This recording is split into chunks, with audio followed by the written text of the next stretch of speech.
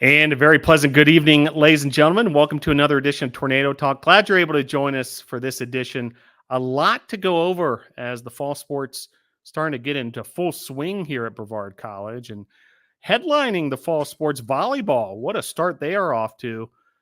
8-2 to start this season in their first 10 matches. Top start in the program's NCAA era history. So a great start for the volleyball team. A 6-match win streak. That's their longest win streak since 2012. And a USA South Conference weekly honor was handed out. Izzy Boulay, the USA South Volleyball Rookie of the Week. Next up for the volleyball program, a USA South Conference tri-match taking on NC Wesleyan and Southern Virginia on Saturday. The 2024 football season underway. A tough result for the Tornadoes, losing 51-30 to Hampton-Sydney. We'll talk to head coach Bill Kyatt later in the program, along with a couple of the football student athletes. Looking to get right back at it, though, this week, because the Tornadoes will start USA South Conference play, taking on Belhaven, 1 o'clock on Saturday at Islamel Family Field. Hope to see you there. Cross country, for the first time in many years here at Brevard, will host its own cross country meet this weekend, the inaugural Brevard Cross Country Classic. The women's race starting at 9 a.m., the men's race at 9:30 a.m. That's located at the Brevard Airstrip, which is near the Boys and Girls Club of Transylvania County. Hope to see a lot of folks there. A great way to start your Saturday before the football game. And then cycling will be back in action.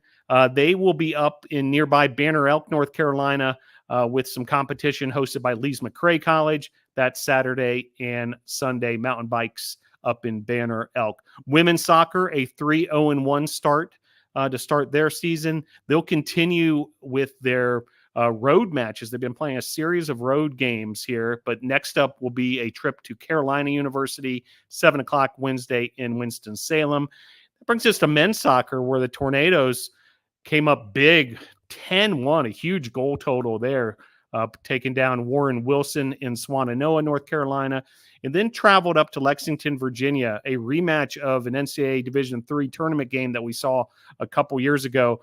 Washington Lee University edging out Brevard 2-1 there. Now, a couple of Brevard College men's soccer players bring home some hardware. Ryan Lynch, named USA South Men's Soccer Player of the Week, and Vitor Rosera, named USA South Men's Soccer Player of the Week on the rookie side of things. And we'll actually be talking to Vitor a little later in the program. Next up for the Tornadoes men's soccer team, a matchup versus Maryville.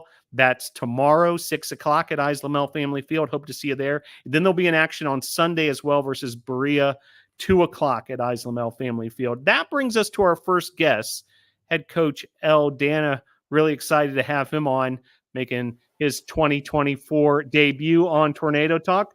Coach, great to have you once again. Another season of Tornado Talk. Thanks for joining the show.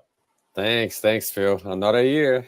Yeah, here we are once again, and it's always interesting to watch men's soccer and your non-conference portion of the schedule. Tough opponents. I see this as almost a philosophy of yours in the men's soccer program, to play some very stout opponents. And, you had a tough one yesterday at Washington Lee. Would love for you to, catch us up on how the season's gone so far, but also just that quality of opponents that we've been facing. Yeah, I mean, I don't know if you can say one way is right, one way is wrong. I just think I need to be true to what we have built and what has worked. So we're playing a top 25 schedule, and literally, we've already played the number 3 team in the nation, the 25th team in the nation, and definitely top 10 regional opponents. So, and funny as it sounds, the top 4 teams, supposedly, right, the teams that were picked as top 4 in our conference, they're following along. They've seen this, and we all have losing records. So, we could be undefeated by now. We let a couple of games slip away, and should we be undefeated, we'd be top 10 in the nation. So you'll pay off. And comparably, you can already see you mentioned the result against Warren Wilson that years past really made it difficult for us. Once you release them on a game like that, you saw the result, So this is through the fire. Like I tell my team, we're going to find out the kinks and fix them, and hopefully come tournament time, we're going to be ready. Yeah, just to review, the season started at Covenant. 1 goal game there. Had the home opener versus Averett, a 3-3 tie, and then, as we mentioned, Washington Lee yesterday. Then up next, a couple of home matches. So able to get back here at home versus Maryville tomorrow. That's Tuesday. Hope to see fans at Islamel Family Field for that one, a 6:00 start, and then Berea. So if my math is correct, Coach, Covenant, Averett, Maryville, and Berea, that's 4 former USA South Conference, rivals or brethren, however you want to put it. It's kind of cool to be able to match up with these teams early in the season. Teams that there's some familiarity with. Yeah, not only that, but regional games. So that's the whole point. The new paradigm with the NCAA is such now that you really do have a real opportunity to go to nationals at large. So by playing regional games and playing strong regional games, you give yourself a chance. But one of the ways is to win the conference. But I want to build a level in which we can still have a shot even without winning the conference. We still got to collect some more wins now, but we're definitely playing tough enough a schedule for that. Well, would like to get into the roster a little bit. And, Coach, want to start with Ryan Lynch, who just picked up another USA South Conference Weekly Player of the Week award. By our count, that's his 5th career award in that category. He's won plenty of other ones if you add them all up. But to have Ryan Lynch back for another year, all-time leading goal scorer here at Brevard College, what a huge asset that is. Yeah, he's hungry. He's hungry, and so is the team. But in his case, everybody knows him, so he realizes that he's got to be patient. People are going to double, triple team him and come hard at him at times, be physical with him. He's handling it very well. But the beauty of it is this team this year is so deep and so strong in every position that it gives him the tools to, he can count on somebody else stepping up. But with that said, he wants to score. He's Lynch. Yeah, and not just Ryan Lynch, but some of these other veterans now who are back for another year and understand the culture of Brevard College men's soccer, have been to the tournaments, have won championships. Guys like goalkeeper Mateos Rossi, Rodrigo Garcia, Kawe Dos Santos, Estevan Berto, Aiden Miller, Tom DeSuge, Colin McCabe, Hayden Domingo. The list goes on, Coach, as far as these veterans who, understand what we're all about here with Brevard College men's soccer. Yeah, we were fortunate also to have a kid that had actually transferred out, Wendell de Lima, but he had played at a very high level with us before he transferred and came back to finish his degree here. So I consider him one of the veterans returning. But it's a good mixture, of the seasoned veteran group, but also some guys that are coming with more than a freshman attitude. One graduate student, Luis Pontes, and a couple of freshmen that are a little older and more prepared. And so it's a deep team. Every position has 2-3 good players in it. And we feel that really at some point in time, we're going to click it out together. Of course, we're going through the tough scheduling, but at some point in time, we're going to deliver a 90-minute game. And somebody of the top dogs is going to see a hungry lion. Outstanding. Yeah, can't wait for that moment. I think it's coming sooner than later, no doubt. Well, and also the reserves roster, would be remiss not to talk about that. There's success stories as far as players on the varsity team who've worked their way up from the reserves roster, either, in past years and so forth. We've seen some of that, but you see that on this year's roster as well. And then the reserves program, I know Coach Mario Pinto is out there working out with them right now, just such a key part to the overall success of BC. Yeah, and the first team has 15 seniors, so we try to create an incoming class and a returning class with the reserves to be able to step up next year. So it's a strong team, and easily we could have already bumped several guys up, but it makes sense to keep them getting massive minutes right now this year with the reserves, and they'll be ready to step up even in the spring. So the goal is that you don't have rebuilding years. So let's see how that works with 15 seniors with the first team this year. All right, Coach. Last one I want to touch on before we invite in a couple of our student athlete guests. Looking forward to speaking to a couple of your student athletes. But every year, there's this international flavor with Brevard College men's soccer. And, was making a quick little list before the program here, Coach. And I count 17 in total. When you look at the entire program and all the student athletes we have here: England, Spain, Brazil, Portugal, Scotland, France, Sweden, Mexico, Paraguay, Uruguay, Panama, USA, India, Colombia, Italy, Switzerland, and Argentina. Not just 17 different countries around the world, but a diverse group of countries, from all different continents and so forth. Would love for you to comment on just how exceptional that is, to be here in the mountains of Western North Carolina, to have 17 countries represented, but also what it means for the team to have that many, cultures get together and to come to this common, thread of the game of soccer and what all these students love to do. To be quite frank, when I count them, because I'm an American citizen, so I have some Americans that are actually dual citizens. So I count 24 countries, including the U.S. But it doesn't matter.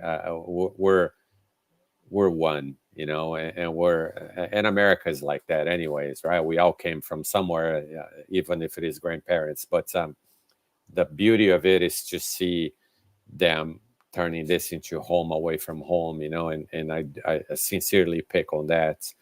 I hear them talk about that I'm going to be here longer than I am with my folks, my family. So it's pretty unique. It is. And the flavor and the backgrounds that we have in the team, it's a challenge to make it all work together to an extent, because they're all good players, including the Americans. But it's fun to see that when that clicks, and it's beginning to show already signs that it's getting ready to turn a gear. So I'm blessed. I'm very happy, and I love all of them, and so it's the highlight of my day. My wife is going to be mad when I say this, but coming to practice is the highlight of my day. Very good, Coach. Well, we're grateful for you and your leadership. And are you able to stick around a couple more minutes as we invite in a couple of your student athletes here, a couple tornadoes, as Luis Portillo has joined the program. Also, Vitor Razera, fresh off that USA South Conference award. Coach Dana, tell NATO Nation a bit about these two outstanding student athletes. Sure. There's an example right there. He's listed as an American, but Luis is a Venezuelan as well. So we're very diverse. But starting with Luis. Luis is a returner. It feels like he's been here much longer than he actually has, but already shows leadership, already shows attitude on the field much older than a sophomore. He's a defender, one of these supporting back wing players. And Vitor is a freshman, but I laugh when I say that he's a freshman. He feels like an upperclassman already, taking leadership as well. And like you mentioned, he was a rookie of the week. But a guy that stepped in has already become a starter, and we're going to hear some great things about him. I believe he's second leading scorer in the team right now, but he wants to go after Lynch for the scoring overall statistic. Very good. Well, Coach, appreciate you joining us for another edition of Tornado Talk. Can't wait to see the team in action tomorrow. Folks, come on out Tuesday, a big matchup versus Maryville. A bit of a, regional rival of sorts over the years across all the sports here at Brevard College. Always fun when the Tornadoes take on the Scots, but a great opportunity to see this year's edition of the Tornadoes. Coach, thanks for joining the show. Thanks, guys. All right. So that brings us to our two guests in that upper right location, Luis Portillo. How are you, Luis? Hello, Phil. I'm great. How about you? Yeah, doing great. And also with us, making his Tornado Talk debut, Vitor Razera. How are you, Vitor? Good, Phil. How about yourself? Doing great. Great to have you both with us. Well, Luis, let's start with you. We talked to Coach a little bit. By design, this is a tough early part of the schedule, and the team is starting to gel. But it might not show in terms of wins early on. You've got the one win versus Warren Wilson. However, certainly this team is stout once again, and you guys are ready for big things. How do you feel so far now that the season's underway? I feel really confident when it comes to going into conference, knowing that we have the advantage of having a home season this time around. And like Coach L said, the team is really deep this year. A lot of seniors, but seeing how the team has been playing, I think is good rotation-wise, and also good for like the team as well when it comes to playing on stronger teams like Washington and Lee. Yesterday, a lot of players rotated in positions, and I feel like as a defender, I could say that I'm really confident when it comes to trusting Vitor on my left side, also trusting the other side of the defense, Rossi being a veteran as well. I could also trust him as a keeper. It's becoming more of a family than a team, right? And like Coach Al said, it's a lot of diversity, but it is good to have that trust on and off the field when it comes to playing together. Very good. And Vitor, would love to have your thoughts as well. Where is the team right now in terms of its growth this season? So as Coach Al said, Luis, we had pretty tough games lately. Start at Covenant, which they are 25 in the nation right now. So it was a good game. I think we lost to little details, but so these defeats against stronger teams make us learn and right the mistakes that we have. So we come to the conference more confident. We know that there's a plenty of good teams in our conference, but have these great games in the beginning will definitely be an advantage to us in the conference. And Vitor, we'll stick with you. Coach talked about your goal scoring ability. You scored goals in each of the first 3 matches of the season: a goal against Covenant, goal against Avery, a goal against Warren Wilson. You also had an assist against Warren Wilson. Can you take us back to that first goal against Covenant, your first goal as a college player, as a Tornado? Kind of walk us through it. What was that like for you? Well, to be honest, it's not normal for a center back that like having that many goals. And when I scored, it was just a mix of emotion because I was 1 year without playing because of my ACL surgery. So actually it was my first goal back from surgery, which turned out to be way greater than I expect. The result, of course, was not the better one for us, but still there is something to appreciate from that game. So happy to helping the team, scoring, defending, and the main goal is like the whole, not particular, not individual awards, but just have to help my team. Yeah, and Luis, Vitor touched on something there. You're listed as a defender as well, play in the back. But guys like yourself, Vitor, you guys are a big part of the offense as well. Not just scoring goals on occasion like Vitor's been doing, but also starting the offense and getting it started from the back and working its way up and so forth. Can you talk about how important it is for you defenders to be a part of the offense? So it definitely connects a little bit all around the field because if you think about it, we really do start the attack. But yeah, it's all like a cycle because if you really think about it, the offensive is the first line of the defense. So we do start, for example, Vitor with the assist against Warren Wilson with the long balls, then us rotating, being patient, and knowing when to do the entrance, like the entry pass for the attack to do their job like we do ours. And yeah, I feel like it's a little bit. It's like I said again, it's like a family. Everyone needs something from each other to connect and be all together in one. Yeah, no doubt. And looking forward to seeing you back in action tomorrow. Luis, we'll stick with you. How excited is the team to get back at home, a chance to play in front of the home crowd beginning tomorrow versus Maryville? It's definitely exciting knowing that Washington Lee being one of our toughest opponents, learning from our mistakes. Same thing with Covenant. That's what we get from that experience and those, I guess, away experiences from the fans also. And I feel like knowing that we play very well already, we could definitely fix our mistakes because at the end of the day, we've lost those games because of our own mistakes as a team.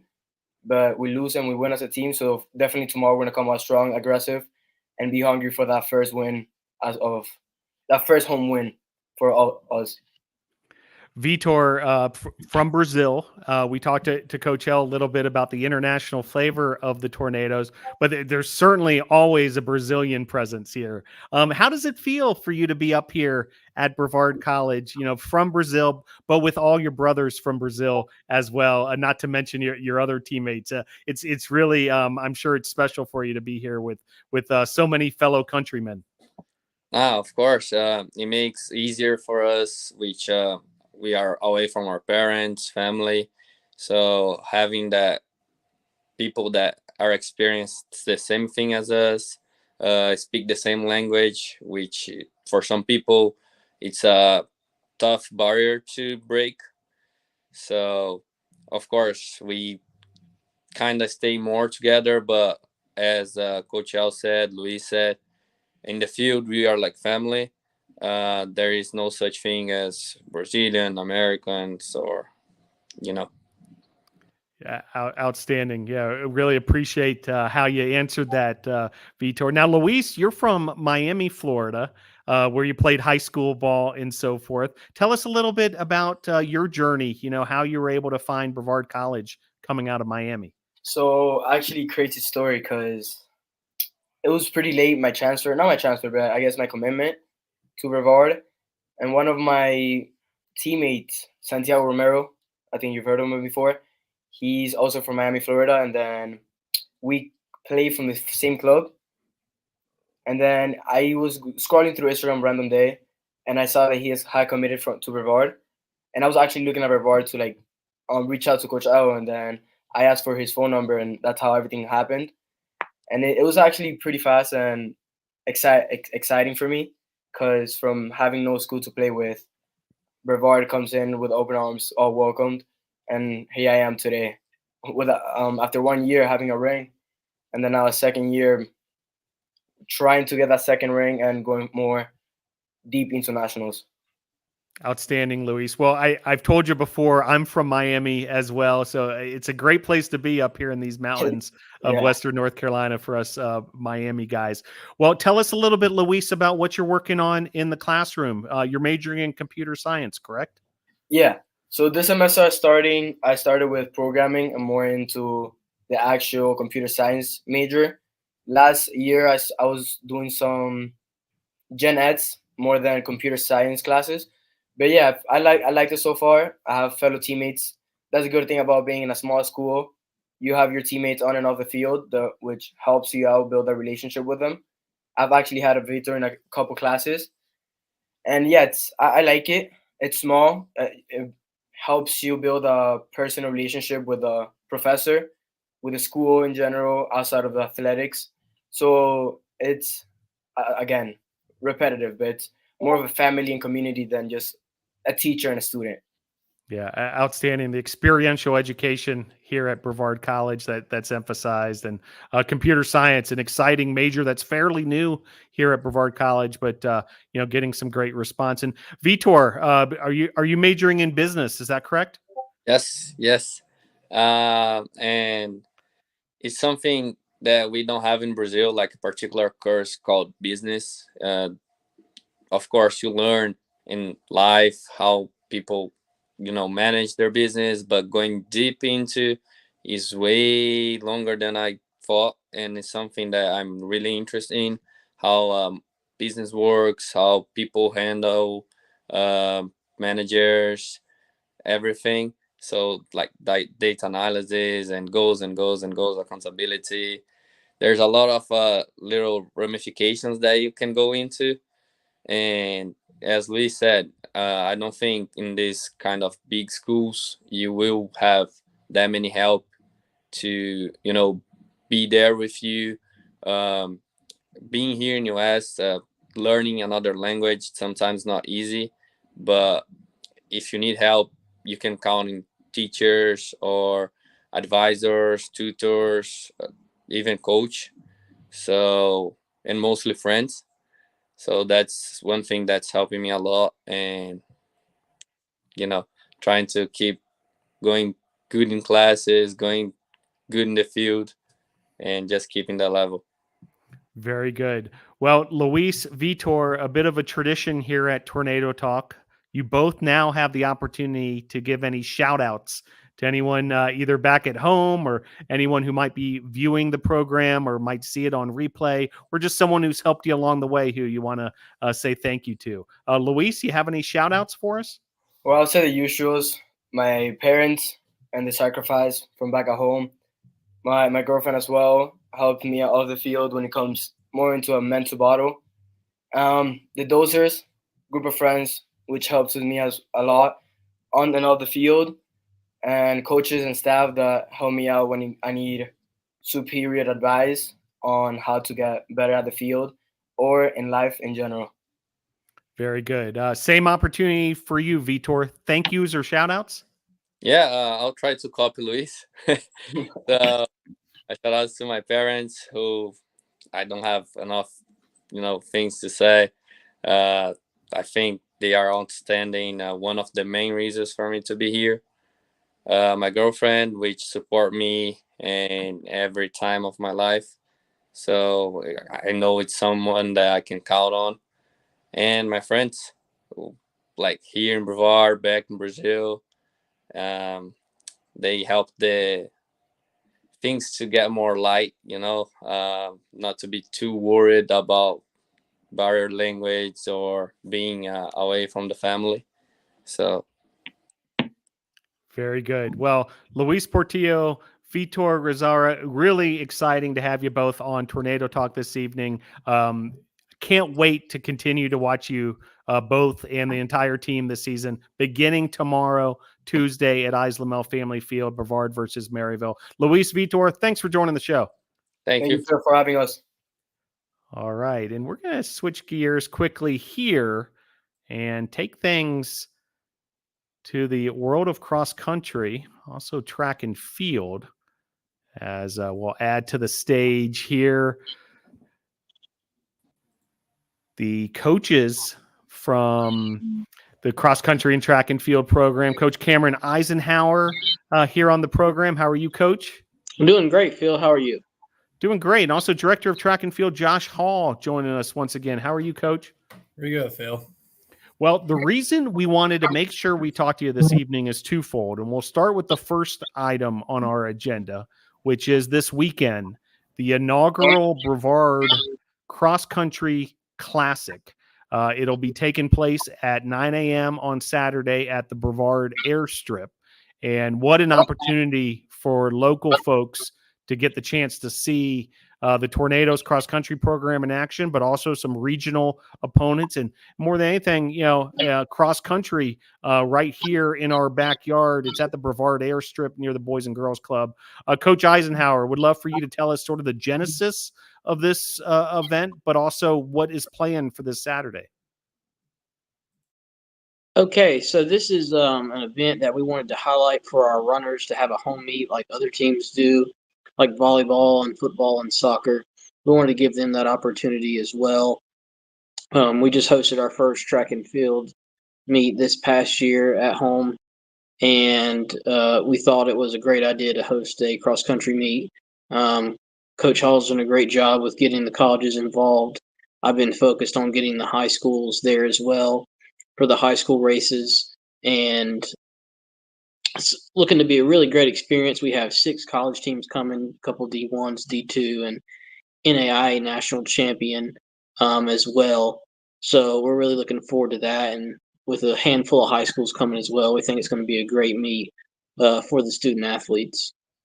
And Coach, we'll stick with you. The course itself, it's at the Brevard Airstrip, a great piece of property, so close to the center of Brevard and the town center and so forth. Tell us a little bit about the course itself, how it's set up, and kind of the conditions the runners can expect.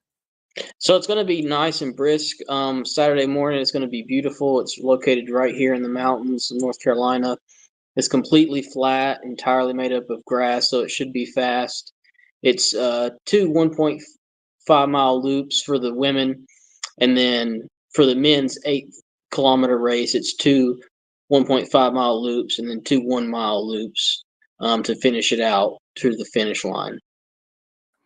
Very good. Coach Josh Hall, you work as well with the cross country program, the director of track and field, but distance runners, part of your pedigree as well. Would love for your comments on this event, just how important it is for Brevard College overall, the program, and how excited the student athletes are.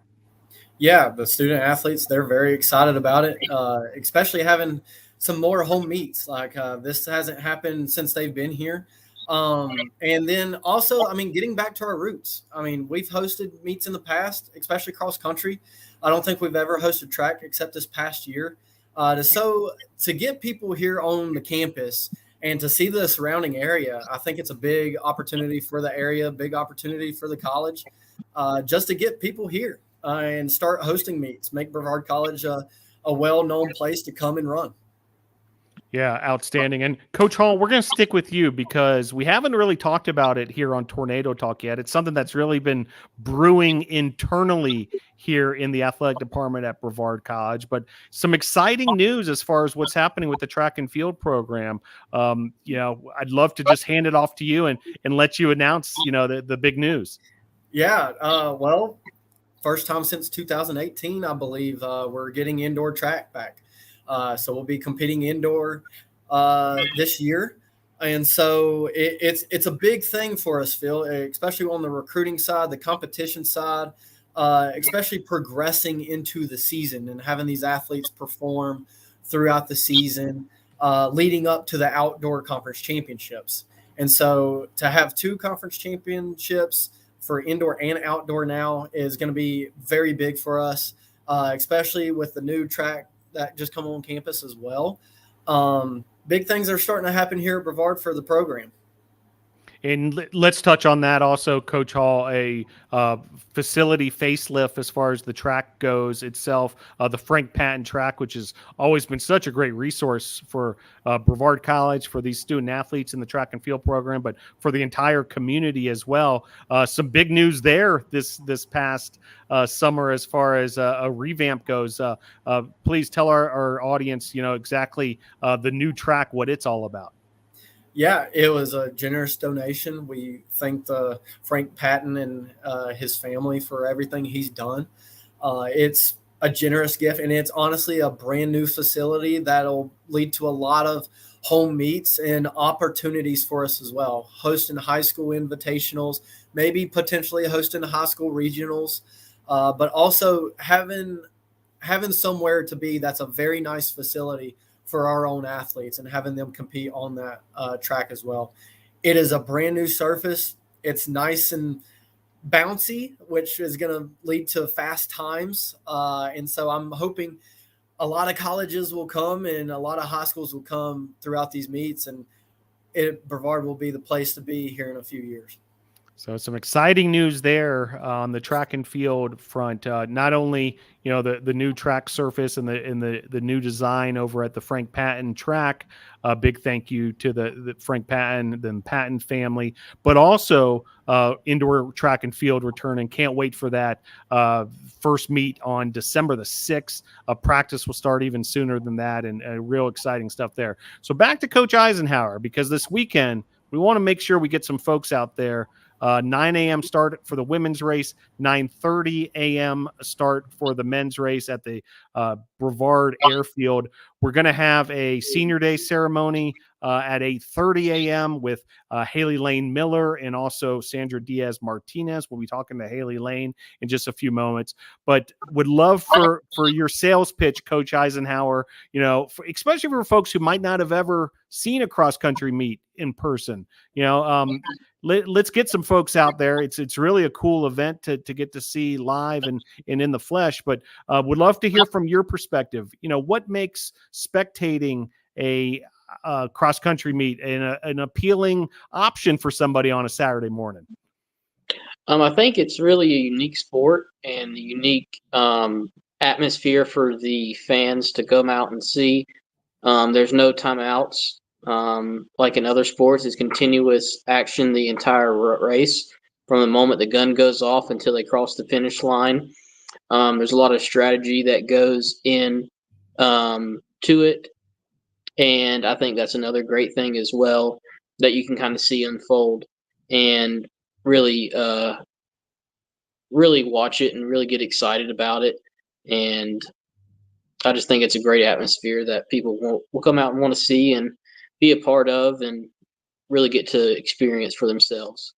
Yeah, a great day of Tornado sports. If you want to come on out on Saturday, check out the races on Saturday morning.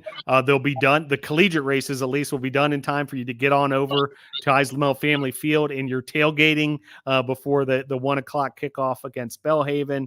A great opportunity there. And then also a big high school presence also at following the collegiate races. So real exciting times over there. Well, coaches, stick with us just a moment longer because we're going to invite in some student athletes who are gracious enough to join us, as we've got with us Haley Lane Miller and also Colbin Hill. And we'll hand it back to Coach Eisenhower. We're in cross country season here, and these two have been hard at work on the cross country side of things. Tell NATO Nation, Coach Eisenhower, a little bit about these two Tornadoes. Haley Lane, she's my captain. She's a senior. She's a veteran on the team. She's one of the hardest workers we have.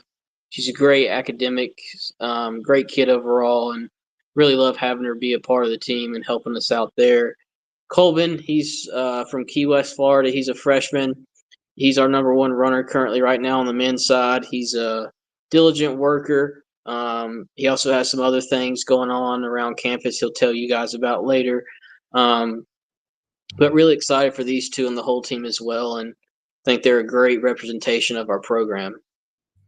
Outstanding. Well, Coach Cameron Eisenhower, we'll see you and the cross-country team on Saturday morning at the Brevard Airfield. Coach Josh Hall, thanks for joining us as well. Congrats on the big news of the indoor track and field season getting started right around the corner, and looking forward to seeing you as well on Saturday. Thanks for joining the show, coaches.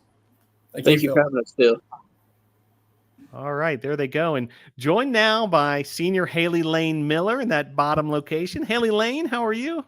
Good. How are you? Yeah, great. Great to have you on the show once again. And Colbin Hill making his Tornado Talk debut. How are you, Colbin? I'm doing good, sir. Outstanding. Well, let's start with Haley Lane, the veteran of the group here. Senior year. First, how does it feel to have your senior year underway? Can you describe what it feels like to be a senior? Well, it's kind of bittersweet. I'm really sad it's my last year at Brevard and my last year running track and cross country, but it's also exciting to move on to the next chapter of life. Yeah, no doubt. But, looking forward to some action. First things first, this weekend, a home cross country race. It's been a while since Brevard's hosted something like this. And right here in our backyard, right around the corner, just a couple miles away, we'll be running cross country right here, hosting an event. How excited are you and the team, Haley Lane, to host an event? I would say we're all like really excited to not travel, but also to like we've I guess we've never experienced having a home cross country meet, so like having people to like come out and come support us. But since we do travel for most of our meets, we don't necessarily have like people there supporting us. So it'd be really cool for people to come out and watch. Outstanding. Colbin Hill, a freshman from Key West, Florida. In Colbin, your collegiate career is underway. You got started at the Eye Opener a couple weeks ago down in South Carolina. How does it feel to officially now be underway, your collegiate career? You're now a collegiate runner. How's it felt being able to say, like, all right, I'm a college student athlete now. We're off and running. No pun intended. I'll admit I was definitely a little terrified at first because I never ran 8K before. Yeah, I ran 5Ks and also done 7-mile races, but I had no idea how to react to this. But now it wasn't as scary as I thought it'd be. I'm actually pretty proud of myself. What was the biggest adjustment, Colbin, as far as the 8K part of things? Realizing there's 2 extra miles. But yeah, it was mainly just like kind of reworking how I view the miles.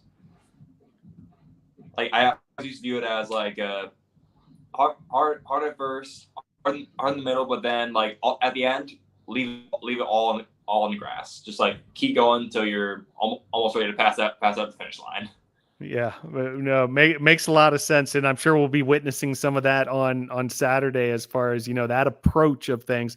Haley Lane, tell us a little bit about both you personally, but the team altogether, the training that's been going on, leading up to this season, but now that you guys are underway as well. We see you around campus, but can you kind of fill in what exactly you guys have been up to? Yeah, we've had a lot of great workouts. We have on Mondays, we typically do a long run.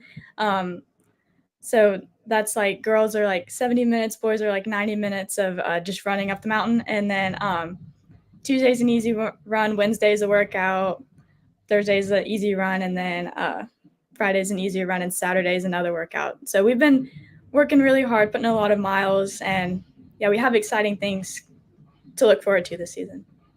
Outstanding. Do want to just touch real briefly with you, Haley Lane, also on track, and we talked to Coach Hall about indoor track and field, also the new surface here at the Frank Patton track. Tell us a little bit how you sort of balance, the cross country season and the track season and how you prepare for each.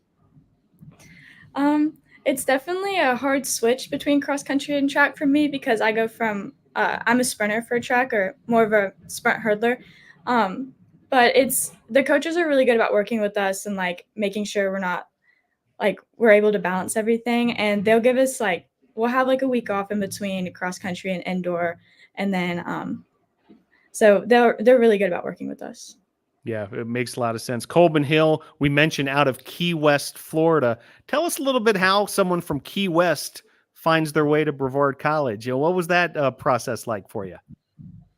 Okay, so I kind of signed up with NCSA to be like, hey, I exist, I can run, and I eventually just found Brevard had offered like, hey, why don't you go run for us?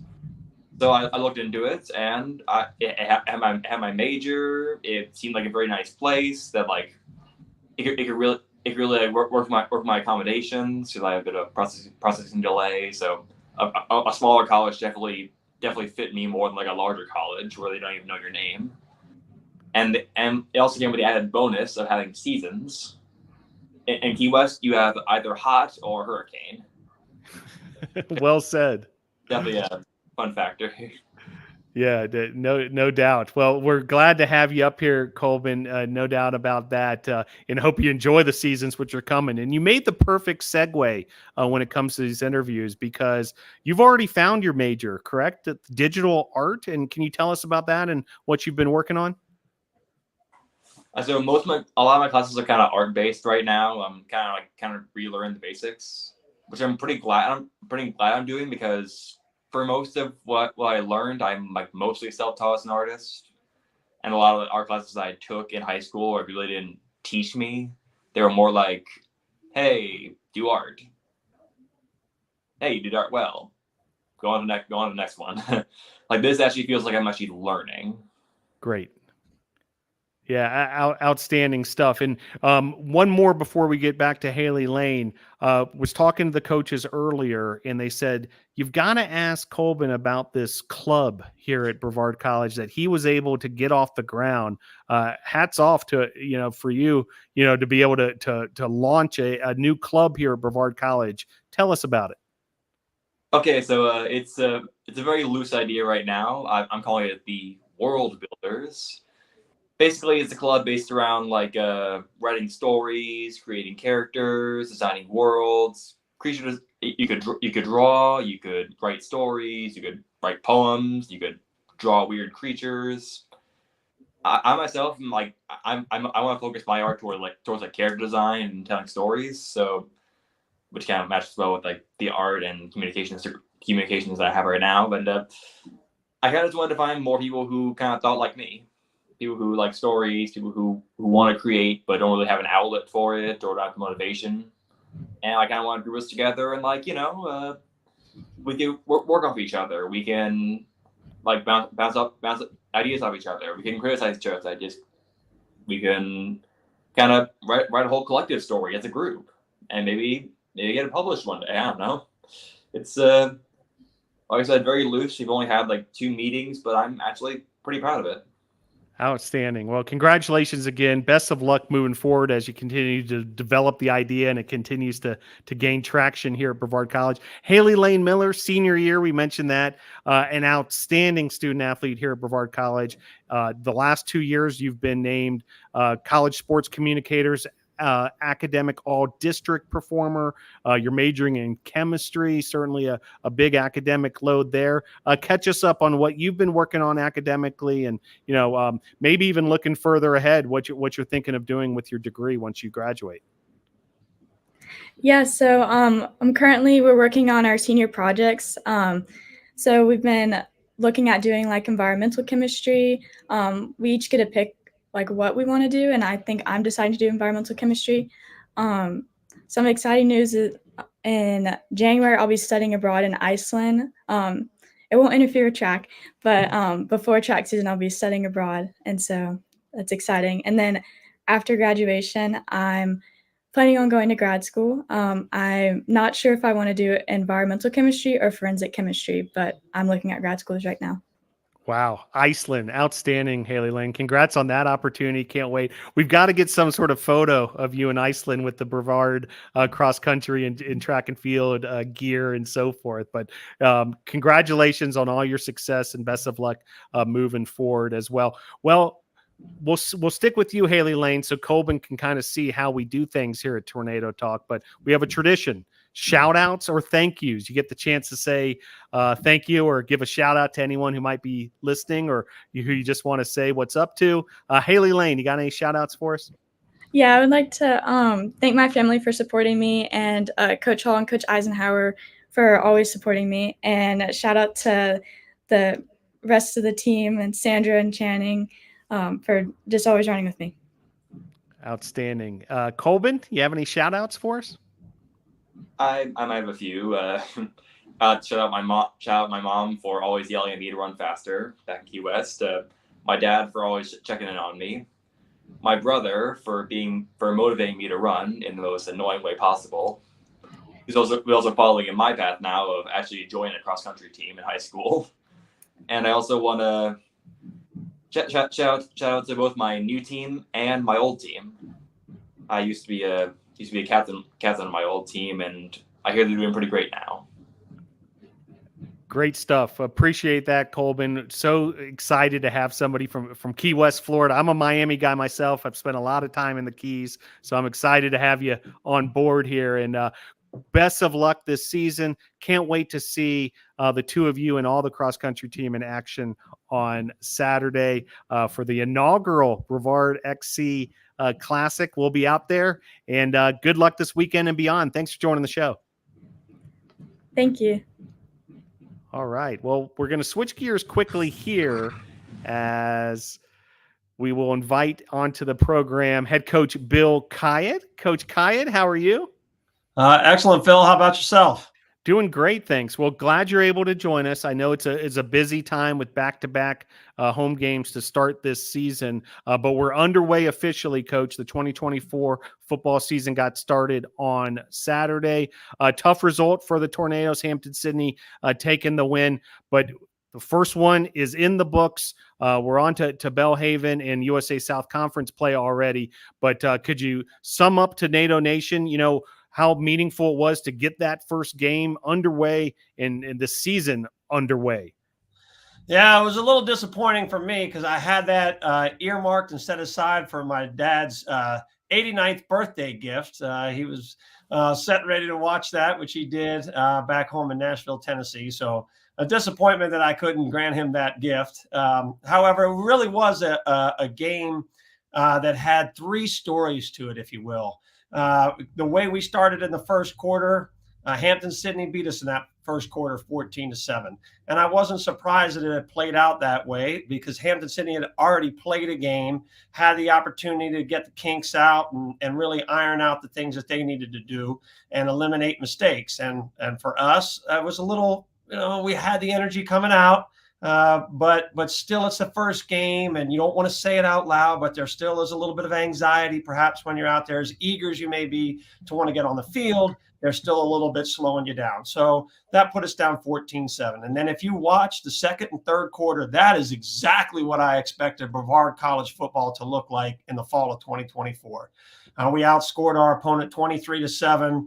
We were making plays all over the field. A lot of the plays that end up in articles or on highlights, they're all taking place in that window of time.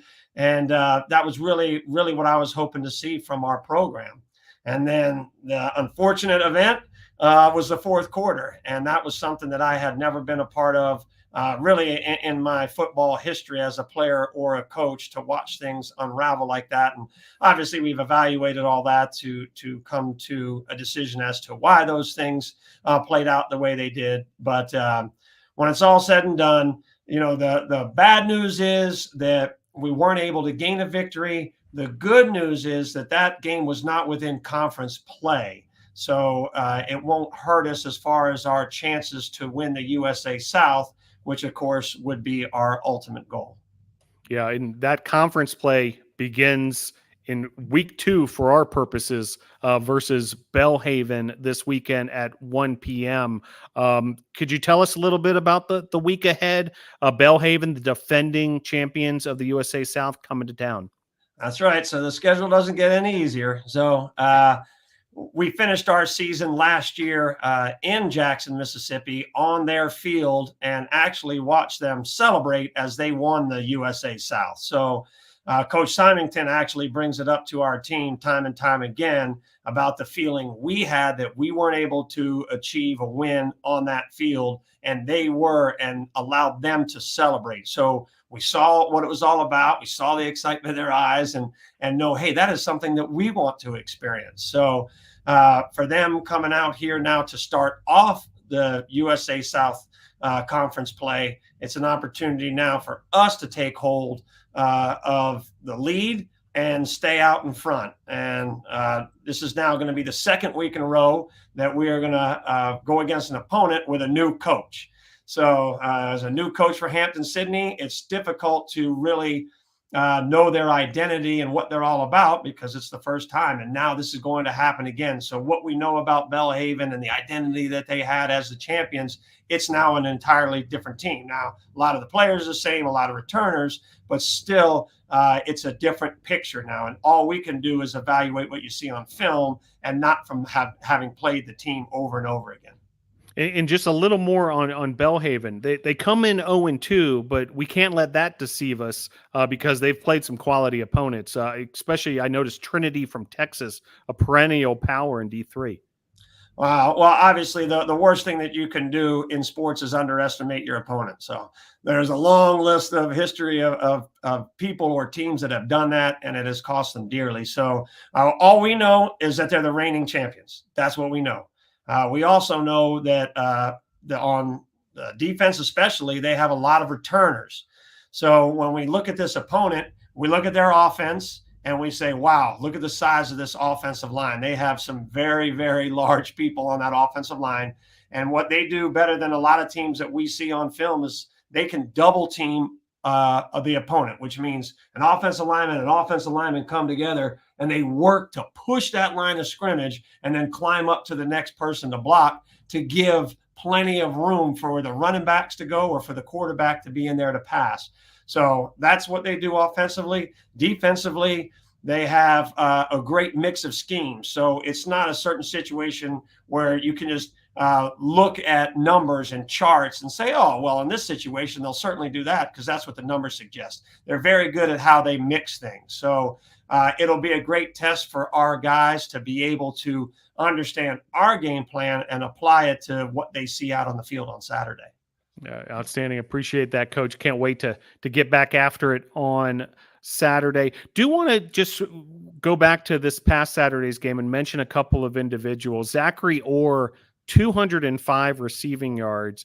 Do want to correct myself. We had some, faulty information. We missed a year when we were looking back through the record books, but it's the second most receiving yards in BC's NCAA era, just behind Tyler Gregory, who put up a big number back in 2017.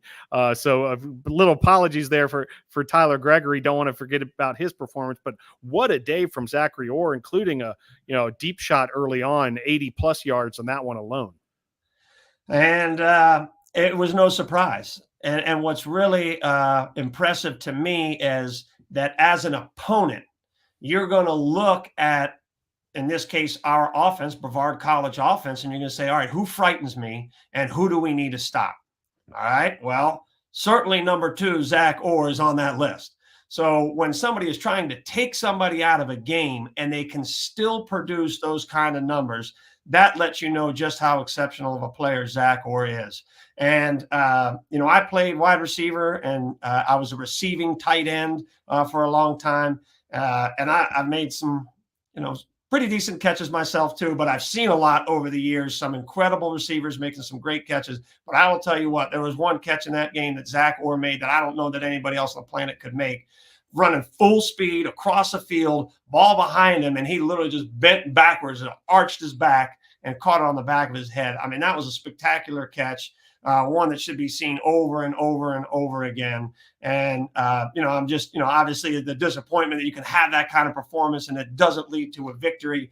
So I'm sure he would trade in all of that to have a win, but it is still nice for him to have done all that. And that's really attributed to the work that he put in this summer. He stuck around in Brevard this summer, worked with Ethan Beamish so they could build a great rapport and deep trust, and that played out on the field. And just want to mention one other member of the offense, because we're going to get to a couple more individual efforts in just a matter of moments with our guest today. But Chancellor Lee Parker, because, these successful scoring drives for the Tornadoes, it was, Beamish and Orr connecting for a lot of it. But once we got down to that red zone, Chancellor Lee Parker knew how to punch it in. 3 rushing touchdowns, a big number for him. And what a wonderful relief it is for a coaching staff to have someone like Chance Parker. So, he is a guy that has what a lot of coaches would use, a nose for the end zone, if you will. So if he can get anywhere close to that, Chancellor Parker is going to put that thing into the end zone. And especially when they know we have them back there, they're stacking all of their defenders as close to the line of scrimmage as they can, saying, okay, the one thing you're not going to do is allow number 1, Chancellor Parker, to run it into the end zone. And they put them all in there. And even if the hole isn't there for him to run through, he will find one and bulldoze his way into the end zone. And it was that tough, hard running that produced those 3 touchdowns. Outstanding. Well, Tornadoes will take on Belhaven 1:00 this Saturday. Coach, before we bring in the student athletes, we talk about this almost every appearance with you, but it's worth repeating, how important a big crowd out there is at Isla Family Field on Saturday.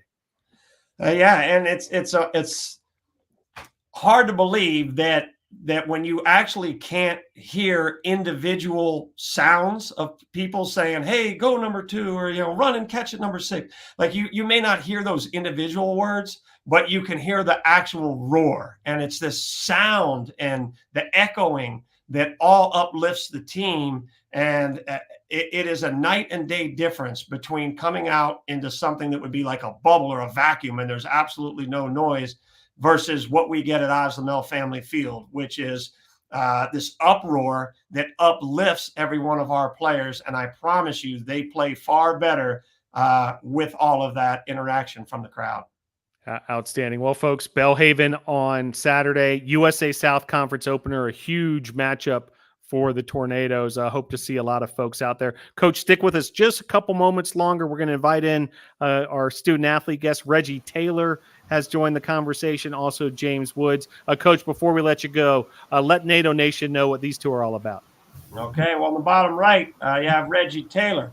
Reggie Taylor, I know a little something about because he happens to play the position specifically in which I coach, which is wide receivers. So if you look at Reggie, most people will say, oh, wow, he's got great speed, great speed, great speed. And that's just the first thing that comes to mind.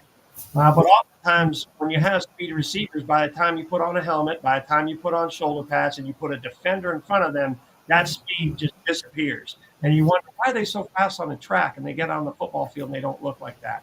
Well, I'll tell you what, Reggie Taylor is a nightmare for defenses because what are you going to do? If you're going to back way the heck off of him, we can just dink and dunk underneath and let him run, catch and run all day. If you want to come up and take that away, he's going to run right past you.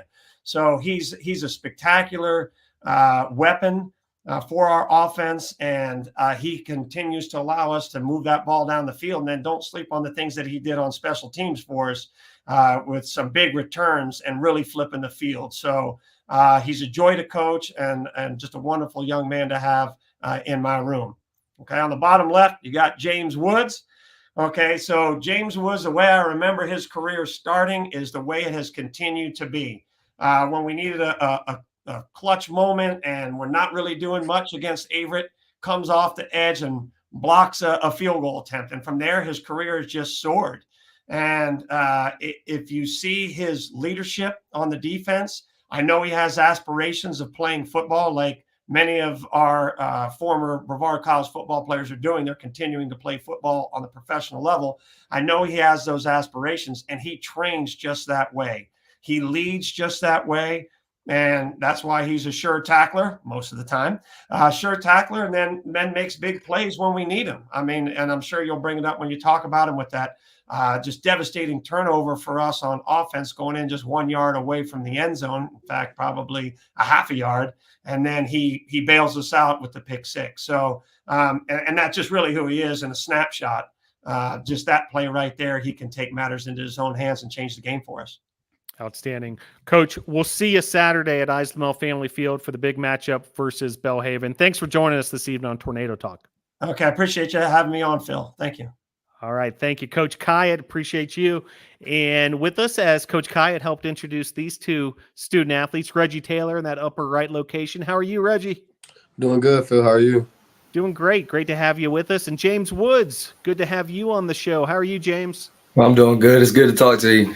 Yeah, no doubt. James, let's start with you because Coach set it up nicely. I mean, that was a wild sort of exchange of circumstances there. If you remember, the Tornadoes were pinned back all the way on their 1 yard line after a pooch punt, go 99 yards. Somehow, some way, Belhaven comes up with the football near the goal line. And then, the momentum just shifts right back because watch out, James Woods with a pick six. And bringing it to the house there. Can you tell us a little bit about that moment and that pick six for you? I just know I had to respond for the offense because, they do a lot for us and scoring points and making big plays for us. And when they need the defense to bail them out, then it's just my job to do it. I've been known as a tackler, and I just want to get my hands on the ball a little more this year so I can get my name out there and get the respect I deserve. And then, I don't know if I've ever asked the defensive back this, but, once you come up with the interception – is it just, hey, let me get to that end zone any means possible? Straight shot. What's kind of going? What's the instinct doing, and what's going through your mind? Once you come up with that interception, we don't for get the return. We don't get many opportunities, and I played running back in high school, so I love getting the ball back in my hands. So I just want to make the best of the opportunity when I get it. Yeah, outstanding. Last one on this subject, James, because this isn't your first touchdown in your Brevard College career. You've got one to your credit. It's officially listed as a punt return back a couple of years ago. Can you recall that one and how that one all went down? And can you describe that to our audience? Yeah. I mean, it was just a big moment. I wasn't even supposed to be coming off the edge right there, but I had asked Coach Hoff to let me go off the edge because I think my speed could get there. And it's crazy that Reggie's on here with me because he took a mean hit just so I could get back there and make the play. So, yeah, I was just blessed for the opportunity, just trying to make plays to help the team. Reggie, we might as well flash back to that a little more. From your perspective, what was that like, that punt block and touchdown for James? I mean, we walked on the field, and he looked at me. He was like, "Hey, I'm coming off the edge. I may need you to take a lick for me." And I trusted him, and he just went and got it. He made the play. Yeah, outstanding. And speaking of special teams, Coach touched on that as well. Reggie had a big 62-yard kickoff return. Great to see you back there on returns. How does that feel for you, to be part of the return game for the Tornadoes? And tell us a little bit about the mentality of kickoff returns. Yeah, it feels good. I mean, being a part of the offense, you just want to put us in the best position to score. And we know once you get it past that 25, your chances skyrocket. And then the mentality is just, like I said, you just want to put the offense in the best position possible. So once I get the ball in my hands, I just got to run and make sure I get there. You had an effective day receiving as well on Saturday, Reggie. There's your numbers: 3 catches for 49 yards. Tell us a little bit about the offense, how you felt out there. And obviously you got a great signal caller in Ethan Beamish.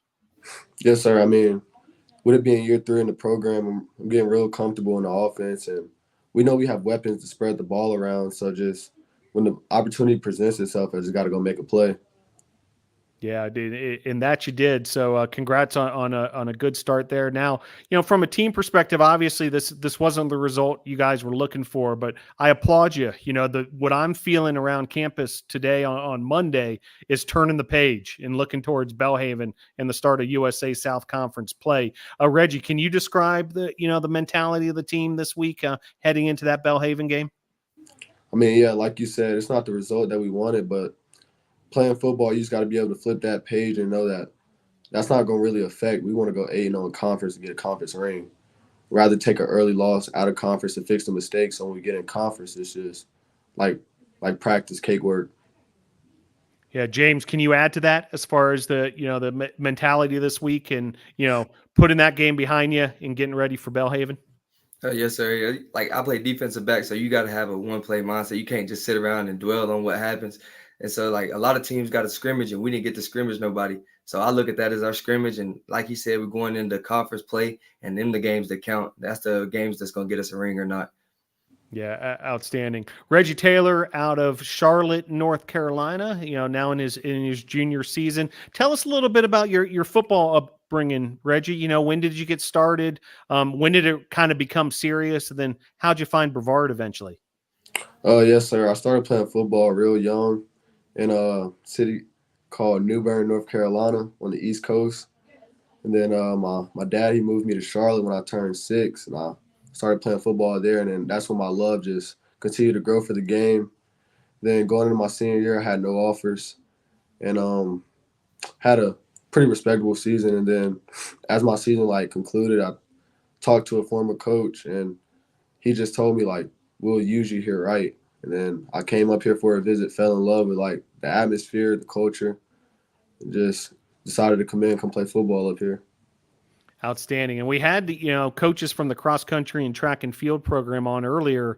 Reggie, you're a big part of this track and field program here at Brevard College as well. Tell us a little bit about track and field and how that's become meaningful to you as well.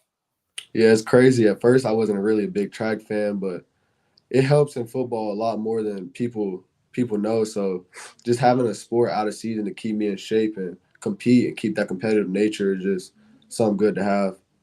Yeah, electric on the football field, electric on the track as well in those sprinting positions. Reggie Taylor, James Woods, senior from Lincolnton, North Carolina, also North Carolina native. Same question for you. Tell us a little bit about your football background and eventually making your way here to Brevard. So I always played in Lincolnton. I played growing up for a team called Bogue City Steelers. And then in high school, I played at Lincolnton High School. And I would say after high school is when my journey really began, because I went to a prep school and the stuff didn't go as it planned, like with the schooling and everything. So I didn't take classes. I just played football for a semester.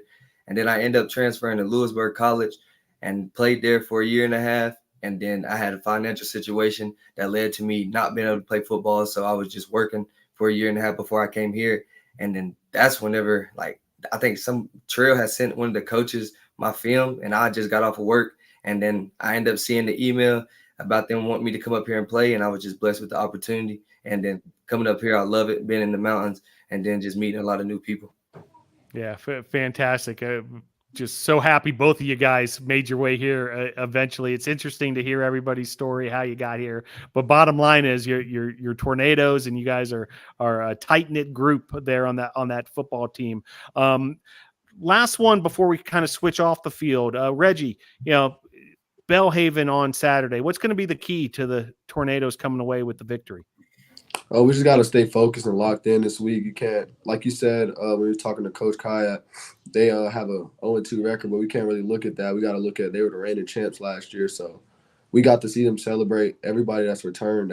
That image is still in their head for sure. So it's all about focus and just coming into the game and doing what we need to do, making the right plays.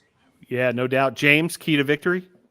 Just coming out there playing football, man. Like, the defense should be able to hold our weight. I know the offense is going to score given the opportunity, but the defense just really has to play all out. We can't give up 30 points in the fourth quarter. So as long as we do our job like we did in the second and third quarter, I believe that we'll win this game.